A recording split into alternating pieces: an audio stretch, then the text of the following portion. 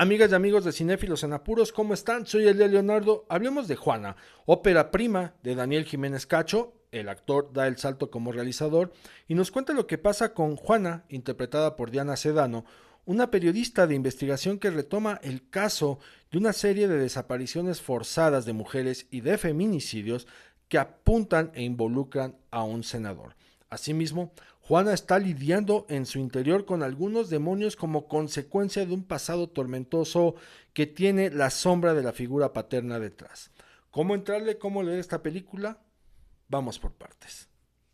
Partamos de un contexto, y ese contexto es que el cine mexicano a través de la ficción nos vuelve a asomar y a visibilizar la importancia que tiene el periodismo en nuestro país.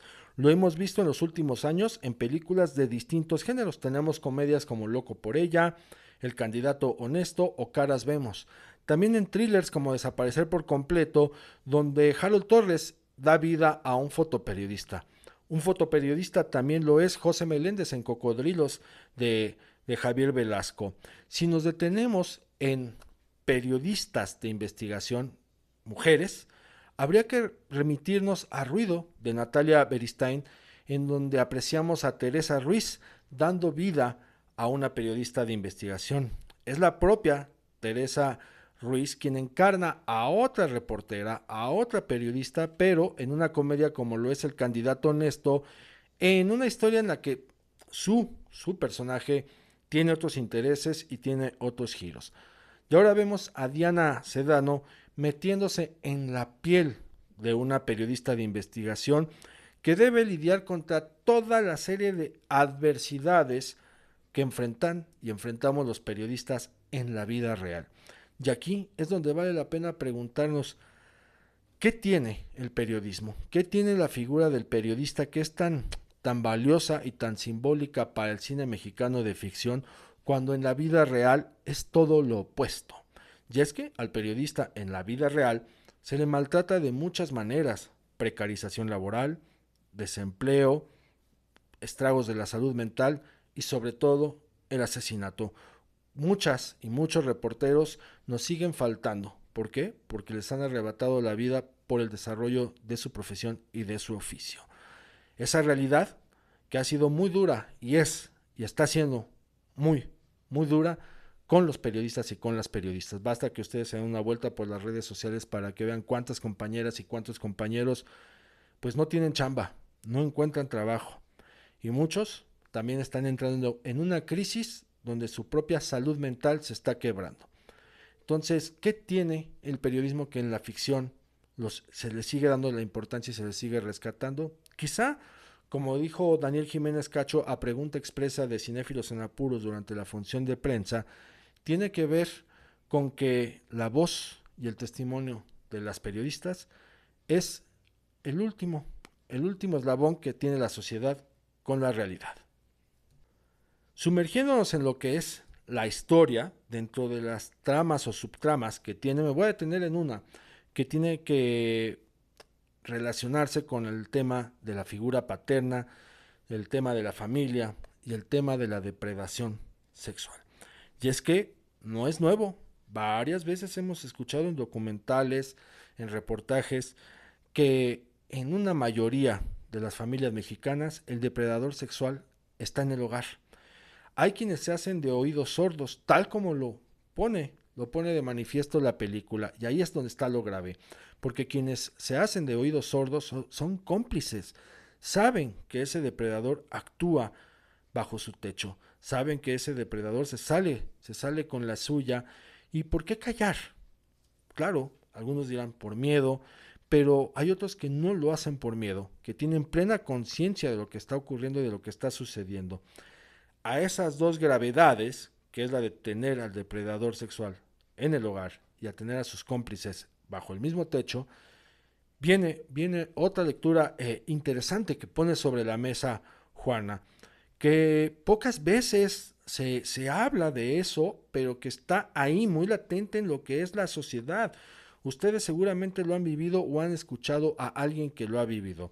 Y me refiero al cuidado de un adulto mayor cuando cae en deterioro, pero que ese adulto mayor en su pasado dañó y dañó severamente a sus hijos, ya sea porque es el depredador sexual o ya sea porque es un cómplice de esa depredación sexual.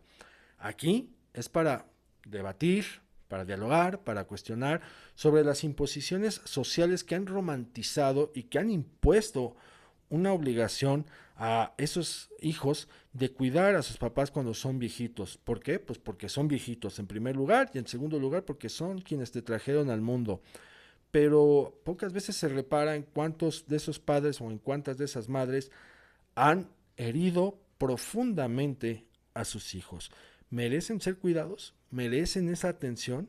¿Se les puede romantizar como pobres viejitos? ¿Se les puede o se les debe romantizar como porque son tus padres debes ver por ellos? ¿Se les debe justificar de esa manera? Son preguntas que nos vamos haciendo conforme vamos viendo la película y conforme se va desarrollando este, este infierno que vive Juana en su interior. Les digo, poco se habla a veces de eso porque da pena, da vergüenza por lo que vayan a decir los demás, porque es tabú, pero ahí está el tema, ahí está. Por un lado, la depredación sexual, por el otro, la complicidad y tres, los cuidados de un adulto mayor cuyo pasado ha sido terrible en detrimento y en perjuicio de sus hijos. ¿Ustedes qué harían en el caso de Juana? Ahí se las dejo de tarea, claro, en función de que vean la película. Por último, ya entrando en lo que es la dirección de Daniel Jiménez Cacho, hay actores que en su salto a la silla de director no les va nada bien en su debut, pero nada bien. Este no es el caso de Jiménez Cacho, quien muy inteligente y muy astuto supo arroparse bastante bien con un equipo de trabajo que ya lo quisieran muchos. Por un lado lo hace con la guionista Emma Bertrand, a quien conoce de un extraño enemigo, una escritora que sabe moverse muy bien en las aguas de lo denso, en esas aguas espinosas de las historias que demandan cierto rigor de tener la piel dura. Por el otro lado, está Lorenzo Hagerman en la fotografía, cuyo documental Flamingos, un día después del meteorito, también ustedes lo pueden ver en cartelera, un documental notable, que ha sido el fotógrafo de Fifaliana o de Heli, una ficción de Amate Escalante. Bueno, Lorenzo Hagerman también saca muy a flote el trabajo visual en el debut de Jiménez Cacho. A ellos se suma Gibran Asuad en el montaje, quien ha editado películas como La Cocina, de Alonso Ruiz Palacios, Tratado de Invisibilidad, un documental de Luciana Kaplan, una película de policías del propio Ruiz Palacios, y una maravilla de película que por ahí si logran encontrarla, échenle ojo como lo es Pobotsu, Noche Blanca. Y cierra, pues este gran equipo con el que se arropa Jiménez Cacho, Regina Solórzano, una productora que viene en ascenso y hay que tener en el radar, que pues, viene de producir películas como Atrapados Robando de Darren Aronofsky o Annette de Leos Carax, nomás para que se den una idea. Así que Jiménez Cacho pues se protege muy bien, recurre a quienes saben y dominan cada uno su área y él dice, bueno, con este Dream Team, con este equipo, yo puedo transitar bien las aguas como realizador y entrega una película notable. No es una obra maestra porque no lo es, también presenta algunos momentos que vale la pena señalar y vale la pena también preguntárselo a Jiménez Cacho, pues por qué decide estas cosas. Por ejemplo, extiende mucho la anécdota de los issues, voy a decirlo así, de Juana con relación a la figura paterna, porque al espectador ya le queda claro previamente, sin embargo es muy rebuscado en tratar de matizarlo y en tratar de señalarlo, lo que podemos señalar como un hartazgo, hartazgo en el sentido de que pues sí, como espectadores ya lo leímos, ya lo identificamos, no necesitas repetirlo más veces.